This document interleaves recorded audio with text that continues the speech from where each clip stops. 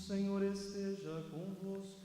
Ele está no meio de nós. Proclamação do Evangelho de Jesus Cristo segundo Lucas. Glória a vós, Senhor. Naquele tempo, a mãe e os irmãos de Jesus aproximaram-se, mas não podiam chegar perto dele por causa da multidão. Então anunciaram a Jesus: tua mãe e teus irmãos estão aí fora e querem te ver. Jesus então respondeu: minha mãe e meus irmãos são aqueles que ouvem a palavra de Deus e a põem em prática. Palavra da salvação. Glória a vós, Senhor.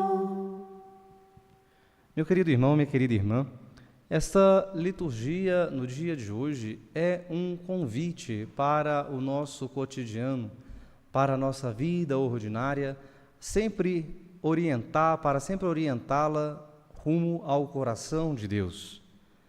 Sabemos que neste tempo comum temos um momento muito propício para que exatamente no cotidiano de nossa história o nosso coração vá se moldando, vá assim se transformando com as indicações de Deus por meio de seu Filho.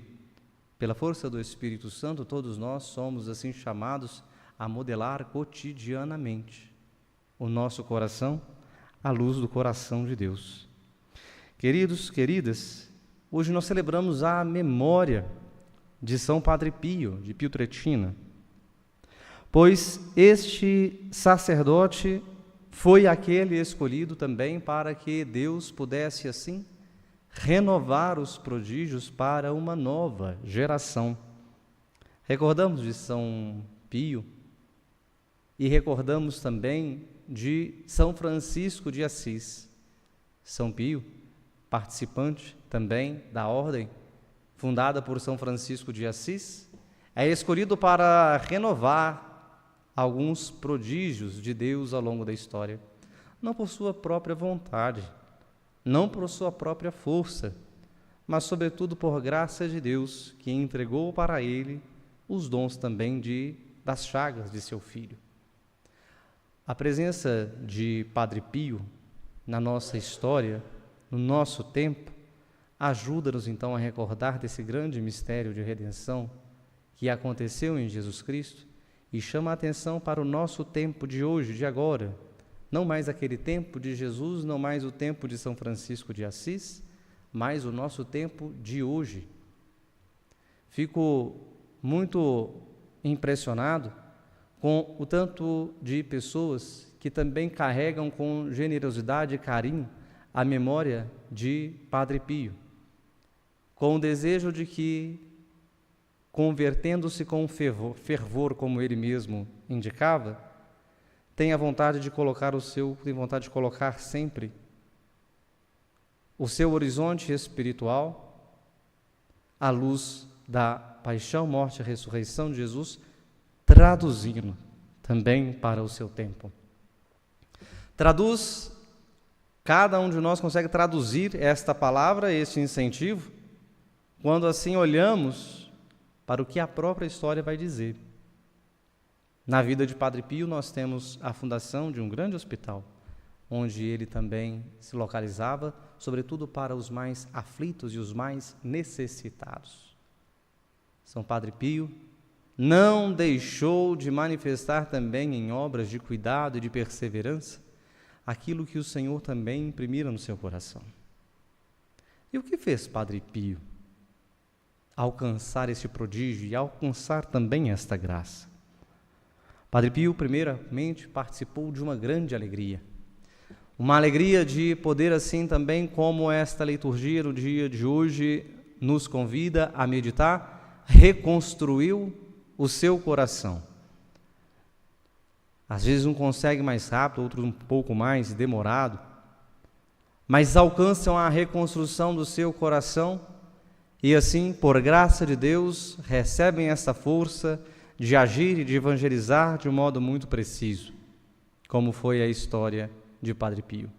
Padre Pio, primeiramente, participou desta grande alegria, Tanto no Salmo de hoje, quanto na primeira leitura, nós encontramos esta mesma alegria entregue ao povo de Israel, quando eles mesmos estavam felizes por mandatos de outros reis, de reis que não participavam, obviamente, da aliança de Israel. Estavam felizes porque Deus moveu o coração daqueles que, ainda mesmo não sendo da lei de Israel, da aliança de Israel, ajudaram a reconstruir o templo, o lugar do aprendizagem, o lugar do pedir perdão, o lugar daquela escola primordial, para que eles pudessem assim continuar aprendendo a lei da aliança e continuar também aprendendo a desfrutar dessa lei e desdobrar na sua vida de santidade. O povo de Deus perde este grande templo de Jerusalém, pois peca, pois erra, deixa seu coração ir em direção a tantos outros caminhos que não condiz aos seus caminhos enquanto consagrados. Perdendo esta noção, também eles vão perder esta herança bonita que Deus assim concede a eles, que é a herança da terra, cujo rei Davi vai construir esse templo para oferecer os sacrifícios. Perdem eles também este templo tão poderoso, esse templo tão necessário para a sua vida religiosa, centro de sua vida religiosa. Contudo, meu querido irmão, minha querida irmã, podemos olhar pela história do povo de Deus que Deus mesmo não desampara e não abandona o seu povo. Depois de um tempo de exílio, o seu povo tem a graça de retornar para a sua terra. Tem a graça de retornar para o seu costume, para a sua fé. E essa leitura nos chama muita atenção também que a cada geração que passa e que abraça esse evangelho também é convidada a fazer esse caminho de conversão. Participar desta alegria de chegar a esta conversão. O evangelho, por sua vez, ele é mais exigente. Jesus também, como um herdeiro e também como um primaz ali da fé de Israel, vai orientar que agora não mais um templo ele está pedindo, mas naquela situação de evangelização de Jesus, ele vai elevar o patamar desse vínculo na sua fé com os seus seguidores, com os seus discípulos, pedindo que eles se tornem irmãos e irmãs. Quem são aqueles que se tornam irmãs e irmãos de Jesus? São aqueles que Maria indica muito bem. São aqueles em que escuta e coloca em prática. Alguns dizem que este evangelho é um evangelho cujo nosso Senhor destratou a sua mãe. Enganam-se, porque nesse evangelho o Senhor também está exaltando a Virgem Maria. Pois mais do que o sangue que ela mesma ofereceu para a palavra de Deus, ela também ofereceu a sua vontade, ela também ofereceu o seu desejo, ela também ofereceu a sua disposição para a palavra de Deus. Jesus, meu querido irmão, minha querida irmã, reconhece essa grande alegria de Nossa Senhora, que além de ser feliz por ser mãe, entregando a ele a carne, a coroa, por ser ainda mais feliz, por colocar a palavra que estava vivendo, que ela escutou, estava colocando em prática. Nossa Senhora, ela está presente nesse cotidiano de Jesus. E nesse cotidiano de Jesus, o seu coração também foi se transformando, foi amando Jesus. E amando Jesus, foi deixando assim sua compreensão ser transformada. Foi assim deixando também que o seu coração fosse elaborando um novo ritmo, uma nova história que estava ali acontecendo diante de seus olhos. E aconteceu até o momento em que ela esteve ali presente na cruz de seu filho. Aconteceu também quando ela também se alegrou na ressurreição e na ascensão de seu filho. E ainda ficou mais alegre quando pelo seu próprio filho foi assunta ao céu. Queridos, Nossa Senhora, Padre Pio e o povo da antiga aliança são exemplares, luminares, preciosos também para a nossa vida espiritual. Sabemos que cada um de nós que abraça o dom da fé, que cada um de nós que se abre ao caminho de Jesus, temos muitas coisas para enfrentar, temos muitas coisas para restaurar em nosso coração, tantas coisas precisam ser reformadas, reformuladas, quando não, como diz aqui o próprio texto da primeira leitura, reconstruído. Quantas vezes nós que passamos por alguma experiência, uma experiência ruim, uma experiência de pecado, nós nos sentimos, parece que zerados, nós nos sentimos, parece que sem chão. Ou quando nós fazemos algo de mal ao outro, sabendo e reconhecendo ali como um pecado, ou quando sofremos alguma coisa. Quem de nós nunca sofreu, não é mesmo? A traição de um amigo, a traição de uma pessoa querida, assim como Jesus também na sua paixão sofreu com a traição de Judas, aquele que estava perto dele, convivendo, provavelmente estivesse ali próximo de Jesus naquele momento, nesse episódio do Evangelho de hoje. Nós também, quando passamos por isso, nós nos sentimos sem chão e nos sentimos na necessidade de reconstruir a nossa história, de reconstruir o nosso caminho. E a gente pode, sobretudo para a nossa geração, reconstruindo os nossos caminhos também, para que a gente alcance essa irmandade, essa fraternidade com Jesus, Deus vivo e verdadeiro.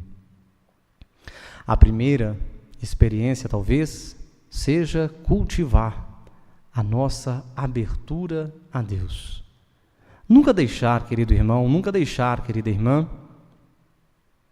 de rezar por esta intenção, de rezar para que o nosso coração não se feche à transcendência de Deus.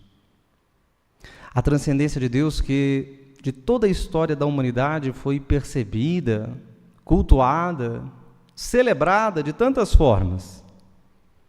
Mas esta abertura de Deus, essa abertura à transcendência que encontra na natureza humana, ela é para mim, para nós, preenchida pela experiência de Jesus Cristo ressuscitado. É Jesus ressuscitado que preenche esses vazios e que nos ajuda a colocar um alicerce forte na nossa vida. Um alicerce forte da nossa vida que se encontra, sobretudo, pela justificação que temos diante de Deus por meio de Jesus, por meio de seu sacrifício, que não foi oferto lá no templo, como imolado como um touro dentro do templo, mas no alto do Calvário. Ali também foi ele oferecido como a oferta das ofertas a Deus. Este alicerce que nos funda na nossa fé de sermos justificados em Jesus Cristo, nos ajuda, queridos irmãos, a nunca desistir de nosso caminho espiritual, porque o nosso caminho espiritual de fraternidade, de nos irmanarmos a Jesus Cristo e assim sermos filiados a Deus, se dá sobretudo pela prática do perdão, a prática da misericórdia. A misericórdia de Deus nunca vai ter fim. Existe uma expressão que rodou por esses dias no WhatsApp, dizendo que o tempo da misericórdia está acabando. É mentira. O tempo da misericórdia nunca vai acabar. A misericórdia é o triunfo da justiça diante de Deus. Algum outro salmo vai dizer, eterna é a sua misericórdia. Quando nós passamos pela experiência da confissão, inclusive, no rito vai sempre dizer isso, não é? Dai graças ao Senhor porque Ele é bom, eterna é a sua misericórdia. Vai em paz, o Senhor perdoou os teus pecados. É assim que o sacerdote também despede aquele que está se confessando, está querendo colocar ali diante de Deus o desejo de se reconstruir, o desejo de se fazer de novo um templo para o Espírito de Deus. A misericórdia de Deus nunca terá fim. Em outro momento, meus queridos, a gente pode olhar também para uma reconstrução e um projeto de evangelização. É quando nós voltamos a nossa atenção e o nosso olhar para aqueles que também sofrem. Na nossa imagem aqui no santuário, Nossa Senhora da Piedade nunca nos deixa esquecer disso, pois ela não está olhando um ou outro que tem alguma dificuldade, algum sofrimento, ela está olhando o seu filho morto nos seus braços. Nossa Senhora da Piedade não nos deixa de modo algum perdermos a referência de sermos empáticos, solidários com aqueles que estão sofrendo, porque ela mesma sofreu uma dor que nenhum ser humano jamais sentiu e jamais sentirá. Por mais do que a morte de um filho, ela também sente que na carne doada para o seu filho, Deus mesmo experimenta a morte. Portanto, a abertura que Nossa Senhora nos pede, também para o cuidado com os que sofrem, é também uma realidade que nos faz assim sermos irmãos, faz assim sermos mãe, faz assim sermos irmanados em Jesus Cristo. Eu quero colocar, sobretudo também porque a gente precisa ter o nosso cuidado, não é? Com a gente mesmo, cuidar da gente, cuidar da nossa própria vida, cuidar da nossa própria história, é também um dever de fé, pois o cuidar da saúde, o cuidado com a educação, o cuidado em assumir a sabedoria, é também um dever nosso. Mas coloco também nessa intenção de recriarmos esta irmandade, essa fraternidade com Jesus, quando contemplamos a beleza da sua criação. E essa beleza da criação que nos volve o olhar para dizer assim, que a gratuidade de Deus é primeira, é primordial, antes de tudo qualquer coisa, Deus cede esta criação para que a gente pudesse assim bem cuidar dela. Ajuda a abrir os olhos para ver a beleza da criação como reflexo do Espírito Santo, como um reflexo do Verbo de Deus antes de fazer carne no seio de Nossa Senhora, que plasma, que coloca um sinal, deixa um sinal bonito na criação, como dizem os próprios santos padres da Igreja. Bento XVI também recordava sobre isso, falava que a criação é o primeiro livro da revelação de Deus. São esses aspectos, meus queridos irmãos e irmãs, que a palavra de Deus no dia de hoje também, celebrando a memória de Padre Pio, nos ajuda a sustentar a nossa fé para que o nosso coração seja cada vez mais semelhante ao coração de Deus, alcance esse patamar. Pela graça dele, primeiro porque nós somos, embora homens e mulheres frágeis, que experimentamos em nossa vida o próprio pecado, nós somos sempre colocados diante de Deus, justificados pela paixão de Jesus. Somos colocados diante de Deus e somos chamados a restaurar a nossa vida, restaurar as nossas relações, para que aquilo que nós celebramos e aquilo que vivemos com fé possa ser manifestado ao mundo. E a gente perpetue assim esses mistérios que celebramos, mistério de nossa redenção. Vamos pedir a Deus nesta Eucaristia que o nosso coração se converta por inteiro, para que a memória e a presença no céu, que intercede por nós, de Nossa Senhora e Padre Pio, ajude o nosso coração a restaurar a tal ponto que a gente alcance isso que a liturgia no dia de hoje nos convida. Na boca de Jesus, quando é indagado sobre os seus irmãos e sua mãe, de escutar a palavra de Deus, como estamos aqui fazendo. E peçamos a graça de Deus que, com o mesmo auxílio, possamos colocá-la em prática. Louvado seja nosso Senhor Jesus Cristo. Para sempre seja louvado. A Deus, meus queridos irmãos e irmãs, supliquemos a Ele os nossos pedidos e as nossas preces, coloquemos nossas intenções no altar do Senhor. Ouvi-nos, Senhor. Ouvi-nos, Senhor.